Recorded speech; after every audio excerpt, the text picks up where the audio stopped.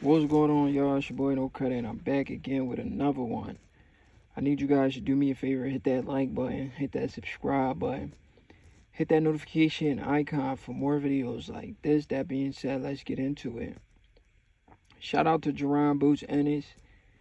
He went in there and he did his thing. My fellow Philly native, I'm happy for him. I'm happy he got the dub. I mean, styles make fights. Man and Stanionis was tailor-made for Jaron Ennis, and we seen that. And the thing that surprised me in this fight, Jaron Ennis, he knew Stanionis was a pressure fighter, a come-forward fighter. So he knows how to beat these guys. It's just that in his recent fights, his previous fights, he got a little too trigger happy and too confident, like I was talking about in my previous video. He felt like he could just go in there and walk through these guys, when all he had to do was be patient and let the knockout come to him, box, and do what he does. Pick his shots. You don't have to go in there and stand toe-to-toe with these guys because you're the bigger man. We know how big you are. For real, when we look at a guy like Jaron Ennis, he's almost like a super middleweight. He may not have all of the tallest super middleweight's heights, but he's damn near a super middleweight because of how big he looks against these 147-pound fighters. He's almost 5'11", right? He's definitely a middleweight for sure. We know Gennady Golovkin, he's the same size as Jaron Ennis. Gennady Golovkin and Jaron Ennis are the same size. In height, probably weight too. We don't know who get higher. Maybe Golovkin gets higher than Jaron Ennis, but they about the same size. If we really sit down and think about it, or if we seen these two guys stand next to each other, we know they are about or around the same size. Jaron Ennis cuts a lot of weight to get down to those little weight classes. I mean, it is what it is. I'm not making this video to be critical of Ennis. I'm just stating obvious facts.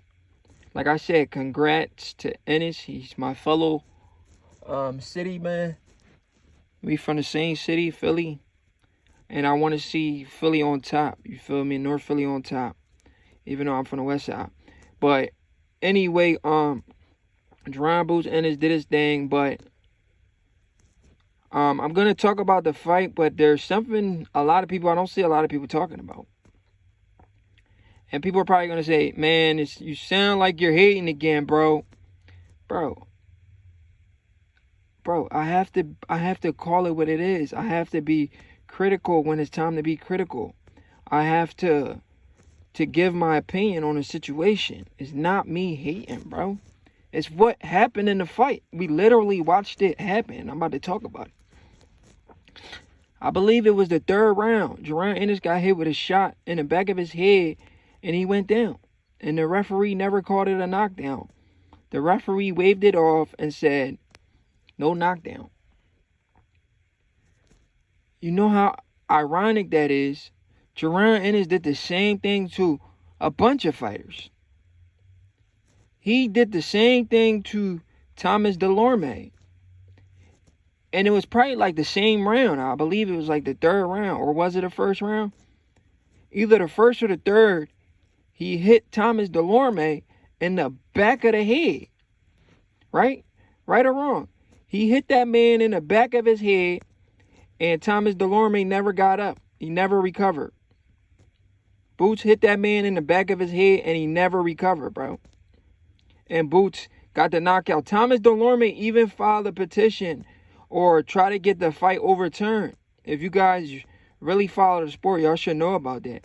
Thomas Delorme literally tried to get the fight overturned. He said, hey, this guy hit me in the back of the head, and the referee let it slide.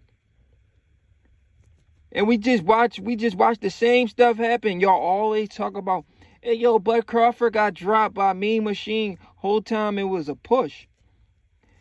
So you guys like to only pick and choose who y'all want to talk about. And this is the crazy part about it. Y'all pick and choose who to criticize and who not to criticize. We watched Jaron Ennis get dropped in the third round by a man in Stanionis. He got dropped with a punch. The punch landed. He went down. It's clear knockdown, right?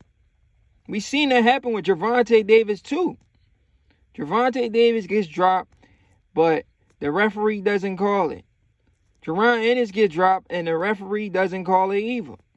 This is crazy. Crazy stuff we're watching in the sport of boxing.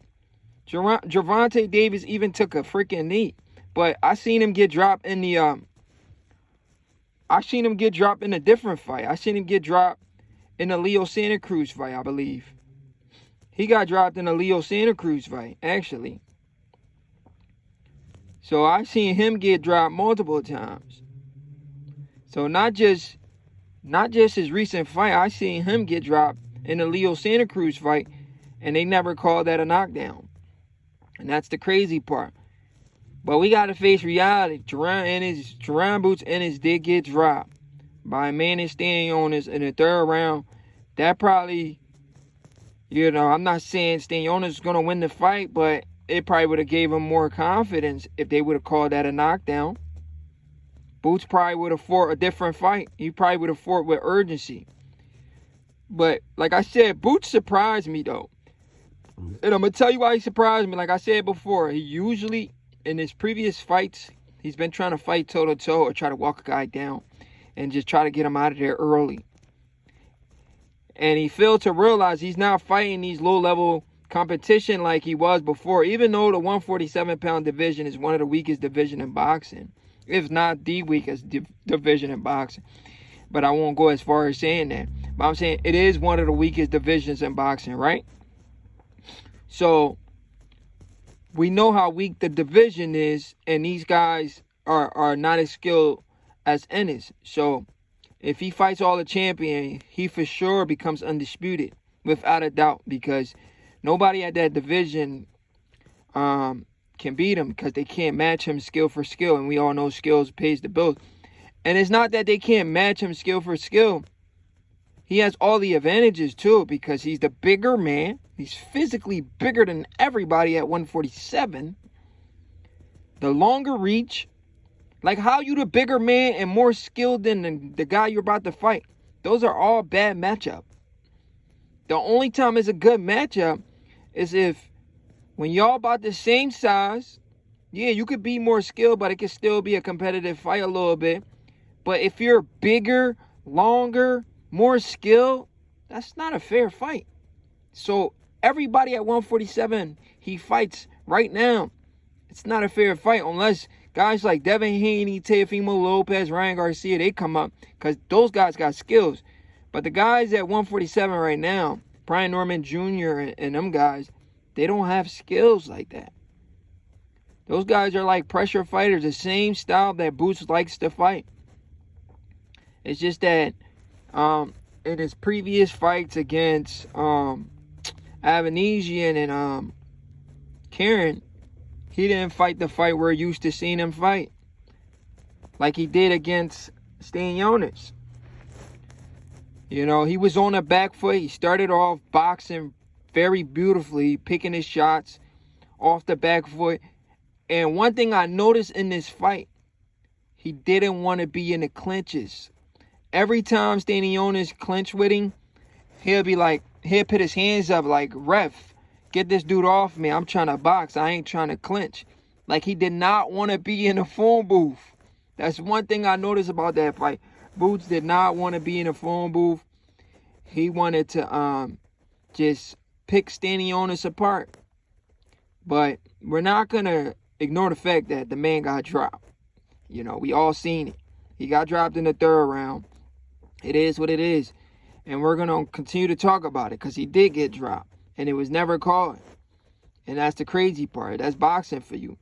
Because when he did that to somebody, he got away with it. He actually got a knockout off of that. He's notorious for hitting guys in a crotch and in the back of their head. He's notorious for that. Hitting dudes below the belt and hitting dudes behind the head. It is what it is, man. Y'all gonna watch the video and say, no credit, you hating on Boots. I'm not hating on Boots. I'm telling you what I see with my eyes. Like I just said, I said congrats to the man. I gave the man credit and said he's the best at 47 right now. He beats everybody at 47. The only people that probably give him problems if guys from 140 they move up, because those guys at 140 they got skills. The guys at 47 they're not really skilled like that. They're all basic fighters, no special effects, like Floyd Mayweather always say. So they don't really bring a threat or resistance. All Brian Norman Jr. brings is power. He doesn't bring skill. He's not gonna outbox you. He tries to outmuscle you, out-hustle you. That's not gonna work with Boots. Boots gonna pick him apart.